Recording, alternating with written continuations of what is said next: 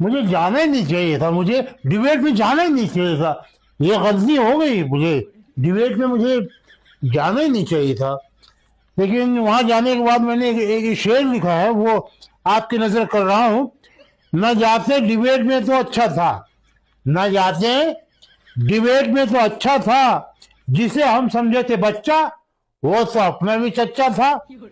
न जाते हम डिबेट में तो अच्छा था, न जाते हम डिबेट में तो अच्छा था, जिसे हम समझे थे बच्चा वो अपना भी सच्चा था। हम समझे थे कि हम ही बहुत अक्लमंद है, हम समझे थे हम ही बहुत अक्लमंद है। वहां जाके पता चला कि अपना ज्ञान कच्चा था। डिबेट में जाना ही नहीं चाहिए था मुझे, ये गलती हो गई। आगे से मुझे डिबेट में कोई ना बुलाया करे, मैं जाना ही नहीं चाहिए था मुझे डिबेट में, बंद कर दे।